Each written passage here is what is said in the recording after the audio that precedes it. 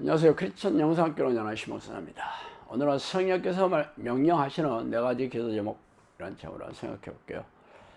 아시다시피 기도란 하나님과 교제이며 사귐이 있는 것이죠. 성령에 몰입되는 기도를 시작하게 되면 평안과 기쁨, 자유함을 누리게 됩니다. 즉 감정의 교류를 하는 것이죠. 그리고 대화도 나누게 돼요. 하나님과의 대화는 영음으로 말을 듣는다는 게 아니라 하나님의 뜻을 깨닫는 것이죠. 저는 기도를 시작하고 성경을 읽거나 기도를 할 때 깨달음을 주시거나 혹시 영음으로도 많은 말씀을 들어보았지만 영음으로 들을 때나 혹은 깨달음으로 들을 때나 큰 틀에서는 별 차이가 없었어요. 단 영음으로 들을 때는 깨달음으로 할 때보다 성령께서 직접 말씀해 주시니 하나님의 뜻을 자의적으로 해석해서 딴 길로 가지 않게 되는 이점이 있긴 합니다.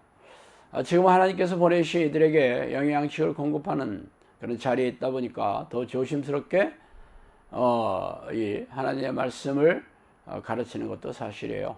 그래서 오늘은 성령께서 4가지 말씀하신 4가지 기도 제목에 대해서 말씀해 주셨기에 살펴보고자 합니다. 먼저 기도의 셈이 마르지 않게 기도해라 이렇게 말씀했습니다. 기도의 셈이란 쉬지 않고 기도하는 삶의 모습을 말하죠. 기도에 대한 성경 방식은 깨어서 항상 기도하고 쉬지 않고 기도하는 것입니다. 이는 워낙 유명한 말이어서 모르는 크리스천들이었겠지만 이를 실천한 은근히 이들도 몹시 드뭅니다. 왜냐하면 쉬지 않고 기도하는 습관을 들이려면 삶의 모든 초점을 하나님께 맞추어야 하며 하루의 우선순위도 기도에 두어야 하기 때문이에요. 그러나 사람들은 기도에 별 관심이 없이 돈을 벌고 쓰는데 정신이 팔려 살아가기 일쑤입니다. 크리스천들도 주일에 1시간짜리 예배식만 참석하기만 하면 신앙생활을 잘하는 걸로 착각하고 천국에 들어갈 것을 믿어 의심치 않습니다. 그리고 평상시에는 크리스천인지 구분조차 되지 않을 정도로 세속적인 삶을 살아가고 있죠. 그러나 이들에게 아침과 밤에 1시간 이상 기도하고 낮에도 틈만 나면 기도하는 것은 불가능하겠죠. 물론 교회에서도 이를 가르치지도 않고 훈련시킬 생각조차 없습니다. 그러나 쉬지 않고 기도하지 않는다면 마귀에게 속아 종로로 사다가 지옥으로 들어갈 공산이 크죠. 마귀는 쉬지 않고 생각의 틈을 타고 들어와 속이고 있기 때문이에요. 어쨌든 기도의 셈이 마르지 않게 하는 일이야말로 천국에 들어가는 자격을 얻는 것은 물론 이 땅에서 평안하고 형통하게 사는 마스터키입니다. 당신의 삶의 평안과 기쁨이 사라진 이유가 마귀의 생각에 속아 살기 때문이며 이는 당신 안에 성령이 없다는 증거이기도 하죠.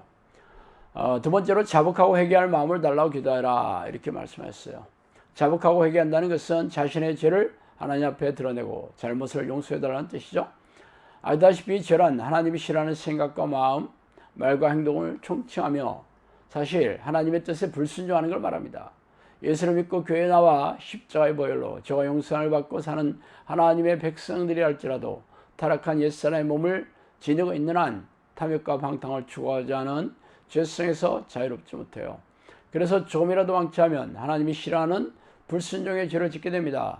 귀신들은 늘 틈을 타고 들어와 생각을 속이고 마음을 조종하여 죄를 짓게 합니다. 그러나 하나님은 죄를 싫어하시는 분이기 때문에 죄를 싫어하시며 죄인을 가까이 할 수 없어요. 그러므로 우리의 조상 아담이 하나님의 명령을 배반했을 때 죄가 세상에 들어와 하나님께서 그를 떠나실 수밖에 없었죠.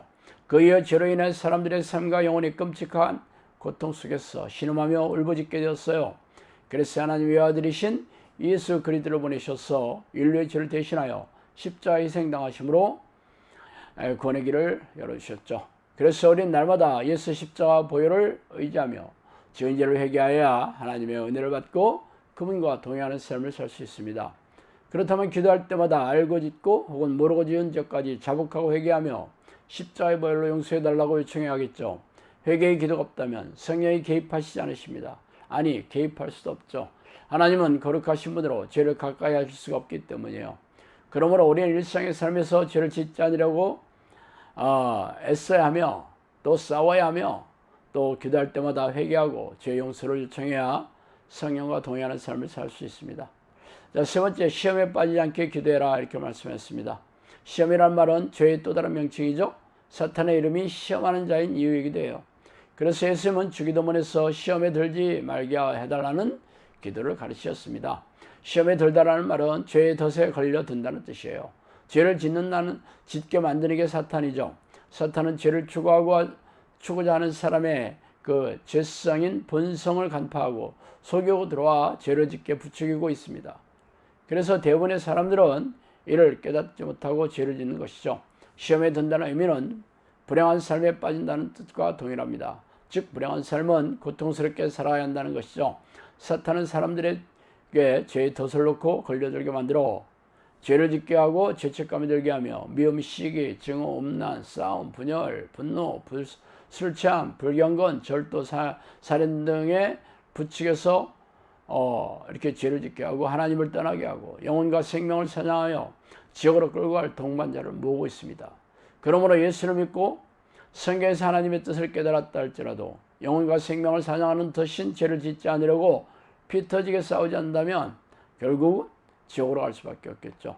그러나 대부분의 크리스천들은 희생적인 신앙행위와 형식적인 종교의식을 반복할 뿐 죄와 싸우려고 하지 않아요. 그러나 죄와 싸우지 않는다면 불행한 삶에 빠져 고통에 신음하며 살다 지옥으로 던져지게 됩니다. 그러므로 하나님의 백성들은 날마다 죄와 피 터지게 싸워야겠죠. 이 악한 영과의 싸움에서 승리하려면 자신의 노력과 의지로는 턱도 없습니다. 오직 성령의 도움을 요청해야 이길 수 있겠죠. 하나님의 도움이 힘이 없으면 악한 영의 공격을 알아채지도 막아낼 수도 없습니다. 그래서 날마다 시험에 들지 않도록 간절히 요청하고 죄와 싸워 이길 힘을 달라고 기도해야 합니다. 자, 네 번째는 지혜로운 종으로 충성할 것을 기도해라 이렇게 말씀했습니다. 지혜란 말은 믿음에 비해 교회에서 별로 들어보지 못하는 덕목이죠. 하나님이 종에게 요청하는 조건은 충성과 지혜입니다. 충성스럽긴 하지만 지혜가 없다면 악한 영에게 속아 넘어가기 십상이죠. 지혜 영역은 엄청나게 많습니다. 이해력과 창의력, 아이디어는 물론 통찰력과 분별력도 포함되어 있어요. 하나님은 지혜로 세상을 지으시고 우주를 운행하시며 대자연을 다스리시며 인간의 생사복을 주관하십니다. 그래서 하나님의 지혜를 받는다면 하나님의 뜻을 깨달아 그 뜻대로 사는 충성스러운 종이 되는 것이에요. 그러나 하나님의 뜻에 무지한다면 아무리 오직하고 충성스럽게 산다 할지라도 간교한 사탄에게 속아 귀신에게 충성하는 것이 하나님께 충성하는 것으로 오해하고 또 착각하고 잘못 알고 살아가게 됩니다. 작금의 한국교회가 그렇죠. 성경에 기록된 하나님의 뜻에 무지하여 귀신에게 속아 희생적인 신앙행위와 형식적인 종교의식을 반복하고 있어요. 이는 하나님의 지혜가 없기 때문이에요. 그래서 하나님의 지혜를 요청하고 받아들여 하나님의 뜻을 잘 깨달아서 하나님이 기뻐하시는 뜻대로 살아갈 수가 있습니다.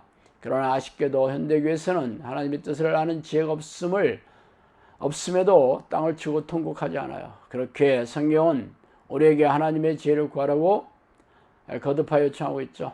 이 네 가지 기도 제목이 우리가 이 땅에서 살아가는 동안 하나님께 요청하는 필수적인 기도입니다. 기도할 때마다 잊지 말고 조목조목 나열해가며 간절히 요청하고 삶에서도 올곧게 적용하려고 애쓰고 노력하셔야 합니다. 평안과 행복은 거저 얻어지는 게 아니에요. 이를 빼앗아가려는 사탄과 피 터지게 싸우는 자만 얻어지는 전리품입니다. 승리의 결과를 부르는 자들만이 천국에 들어가는 자격을 얻는 것은 당연하겠죠. 자, 오늘 여기까지 하겠습니다. 감사합니다.